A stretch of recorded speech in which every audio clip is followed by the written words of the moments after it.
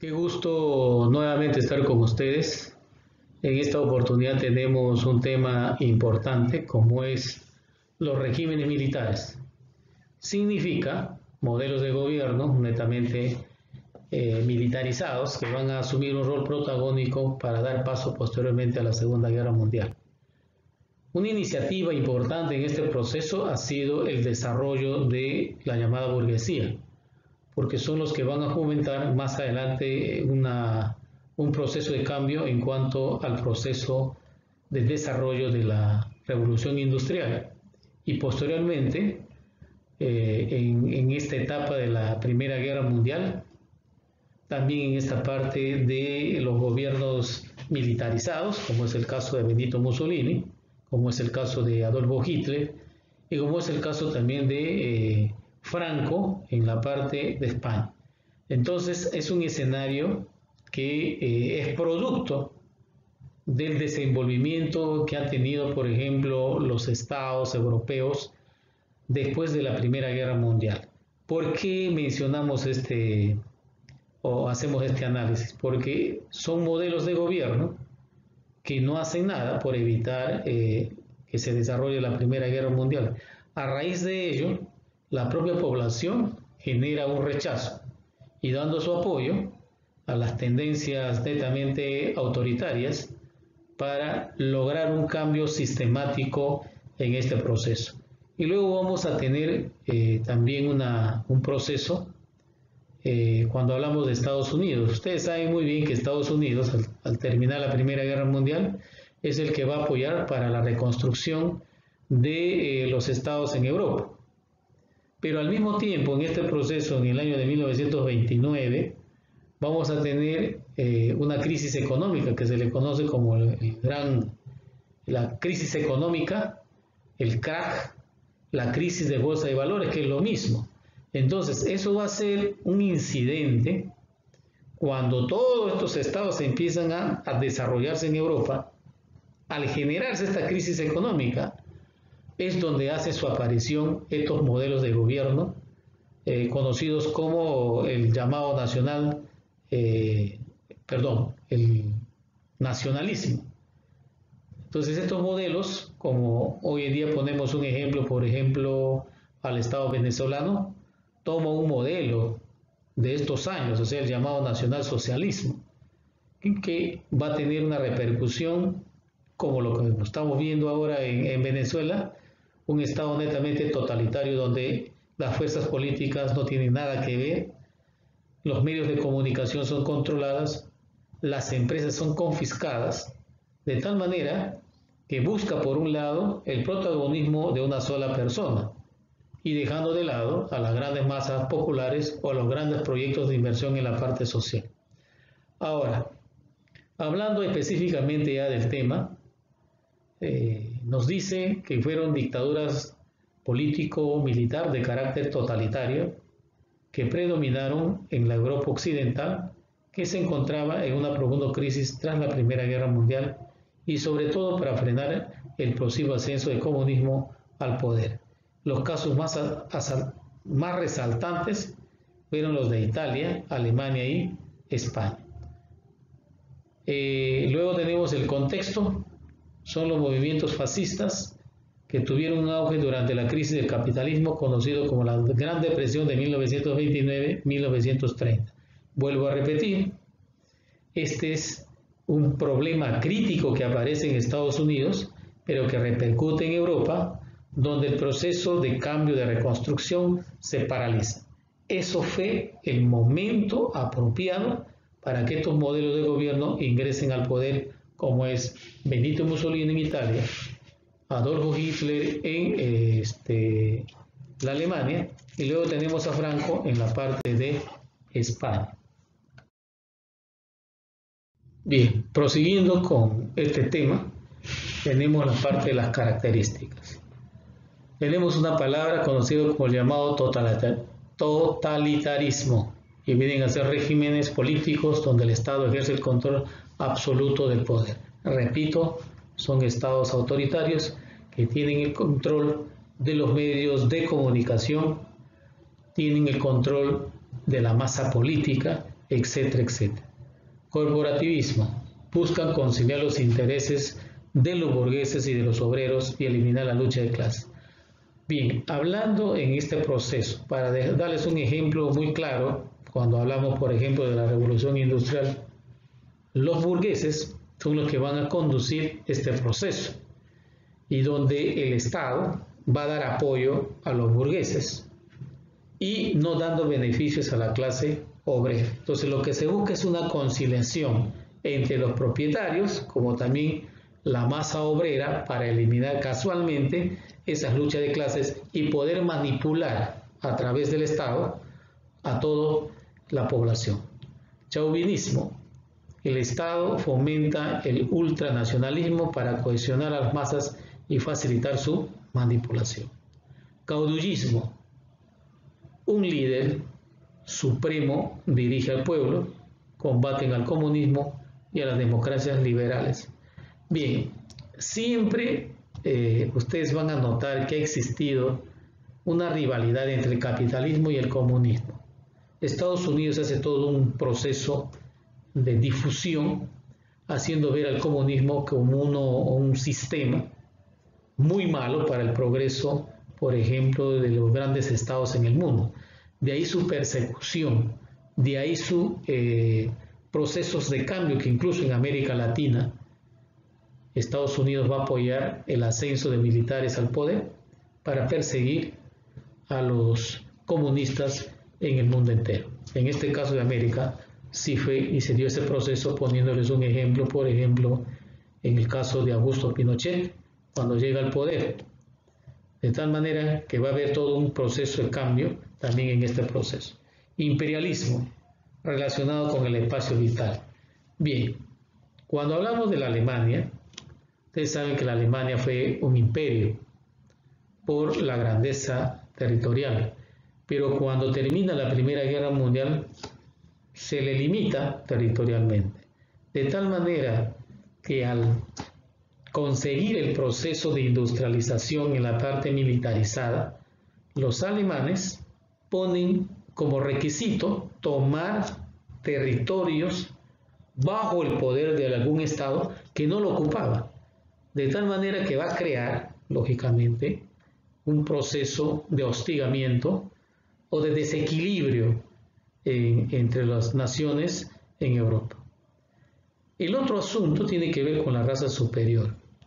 Aquí Adolfo Hitler trata en lo posible de tener una raza única en el mundo, como la llamada raza aria, tratando de unificar sus razas en Alemania y con ello conseguir un modelo de persona con ciertos tipos de atributos. Entonces, lamentablemente, yo siempre he estado en el desacuerdo del pensamiento de Hitler, porque Hitler fue un austriaco y además de baja estatura. Entonces, pues bueno, no hay tal vez una buena relación entre la parte de su aspiración como en la parte de las características físicas que se proponía desarrollar más adelante. Y luego tenemos el desconocimiento a otras ideologías que eran vistas como males, como es el comunismo.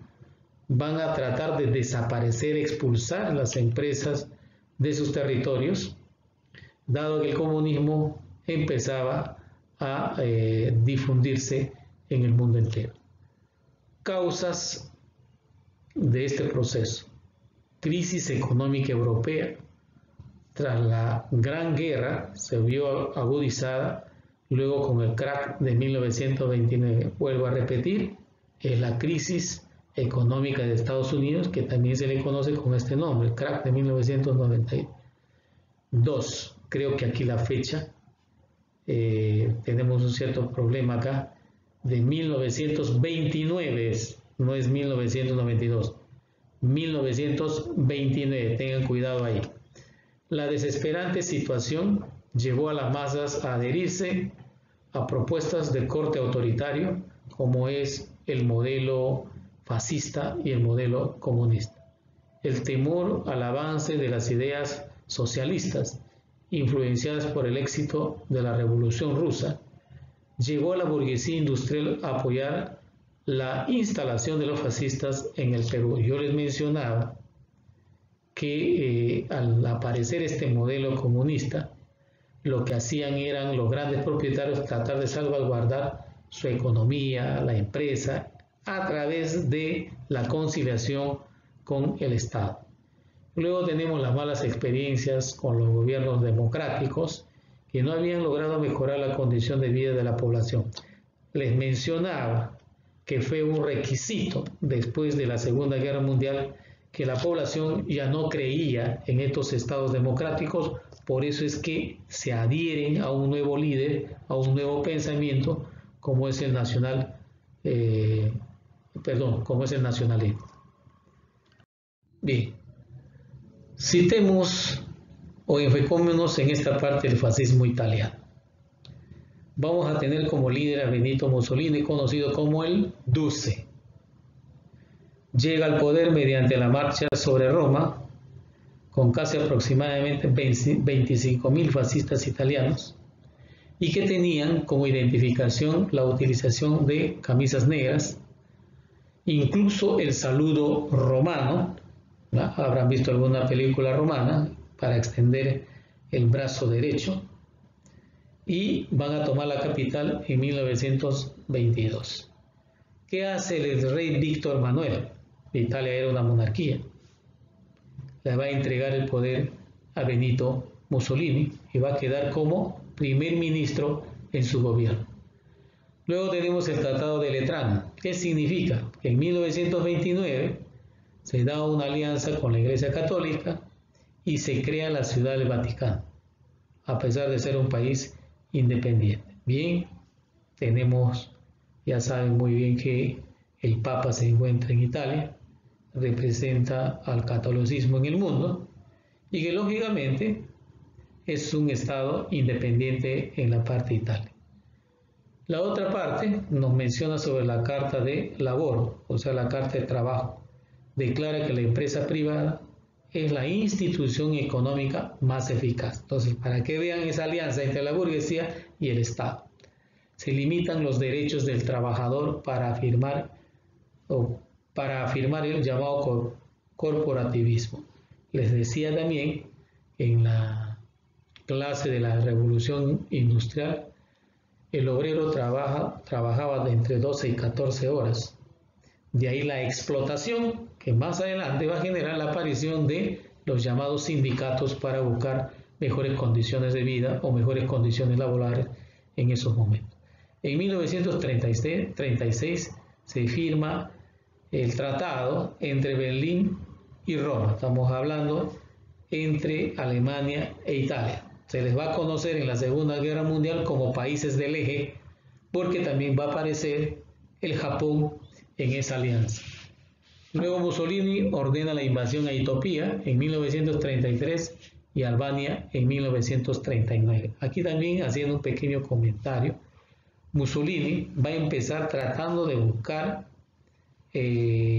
territorios. Ustedes entienden de que cuando hemos hablado del tema del Imperio Romano, se le llama imperio por la grandeza territorial que ha tenido Roma en 3 continentes: Europa, Asia y el África. De ahí su interés y el hecho mismo de entrar a un progreso, tomando como ejemplo la llamada revolución industrial para conseguir materia prima, lo induce prácticamente a formar parte de este propósito de invasión al África. Bien, prosigamos. Hay jóvenes que les gusta un poco la historia y en este proceso vamos a tener a su líder, Adolfo Hitler, un hombre, repito, que fue austriaco y en la Primera Guerra Mundial va a defender a su país para posteriormente tomar la ciudadanía alemana. Nos dice que Hitler aprovecha el descontento social en Alemania, producto de la hiperinflación, el desempleo y las duras cláusulas del Tratado de Versalles. Bien, todos sabemos y entendemos que después de una guerra, lógicamente que va a existir desolación, destrucción material, destrucción humana, la búsqueda de algún tipo de trabajo, El Estado tiene que promover trabajo para poder sobresalir, y detrás de esta hiperinflación vamos a ver cómo Adolfo Hitler tiene un acercamiento a la población entregándoles tierras. Eso fue un factor también importante para su respaldo en este propósito. Pero políticamente fue un hombre calculador, que todo hecho o accionar que hacía le echaba la culpa directamente a los comunistas. De ahí cómo la población va a rechazar a los judíos y a los comunistas en la Alemania. En 1920 se funda el Partido Obrero Nacional Socialista Nazi para captar el apoyo de las clases trabajadoras. Aquí hay que aclarar, el que funda el Partido Nacional Socialista Nazi es Drexel. Posteriormente va a asumir la representación Adolfo Hitler. El Putsch de Múnich en 1923, Hitler fracasó en su intento de dar un golpe de Estado y es apresado y llevado a prisión. Va a estar ahí aproximadamente un año. En la cárcel, Hitler escribe su libro Mi lucha, donde justificaba la necesidad del expansionismo con la tesis del espacio vital. Ya les he dicho que el espacio vital viene a ser el tratar de conseguir territorios en estados que no lo ocupaban.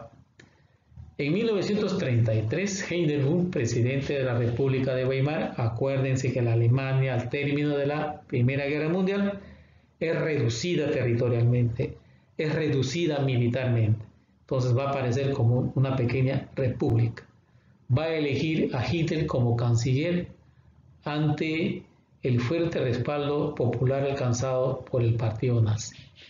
En 1934, Hindenburg va a morir y Hitler asume la presidencia. Entonces, con ese proceso se inicia el gobierno del Tercer Reich.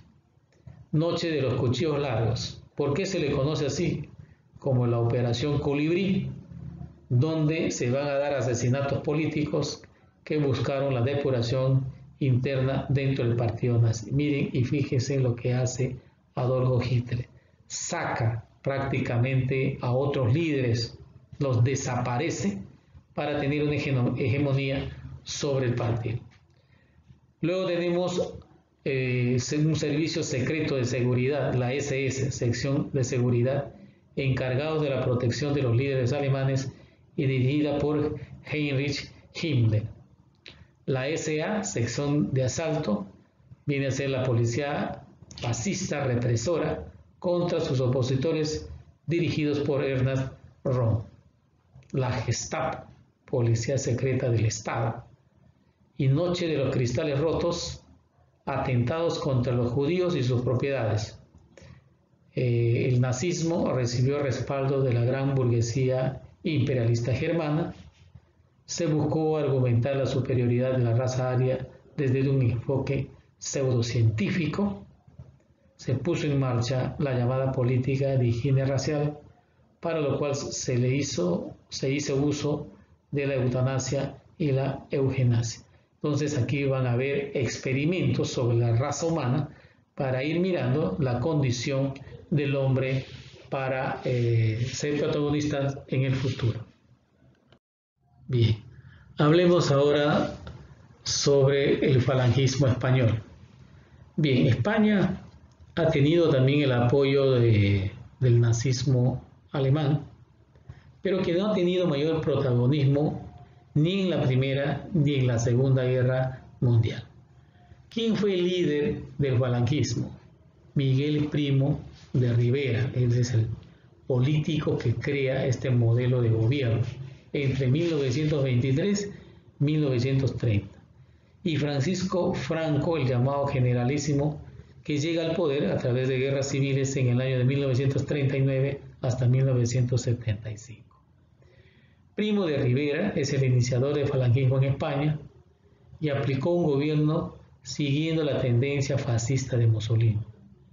Anuló a los partidos políticos, o sea, va a haber un control sobre la población. Suspendió las garantías constitucionales, lo que por ejemplo estamos viviendo hoy en día, ¿no? Se cortan nuestros derechos para dar paso a instituciones como la policía, el ejército, para cualquier tipo de accionar sobre la población. Eliminó las cortes, o sea, el Congreso, cierra el Congreso.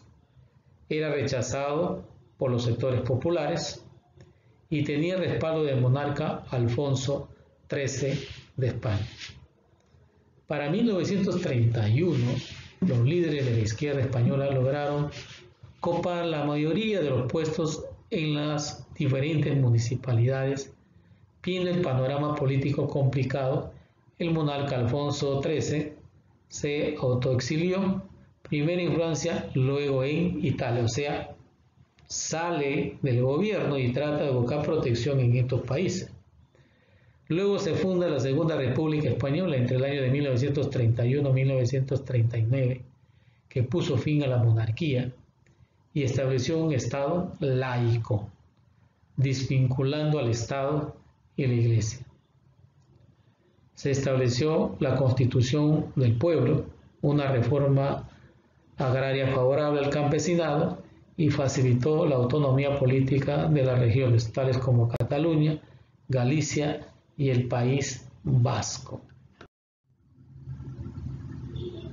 Bien, luego tenemos el proceso de la Guerra Civil Española entre 1936 y 1939, que viene a ser el ascenso al gobierno del falangismo. La coalición nacionalista, ¿quiénes lo conformaban? Falangistas, monarquistas, el clero, enfrentan a los republicanos, los llamados socialistas, legalmente en el gobierno desde 1931. El nacionalismo fue apoyado por el fascismo italiano y alemán, que envió la Fuerza Aérea a través de la Legión Cóndor con el objetivo de conocer la capacidad destructiva real de sus aviones bombarderos. Los republicanos fueron apoyados por la Unión Soviética y las brigadas internacionales civiles antifascistas. Pero vamos a tener luego la victoria nacionalista. Franco asume el poder y genera una dictadura muy larga hasta 1975, generando un profundo atraso económico en España.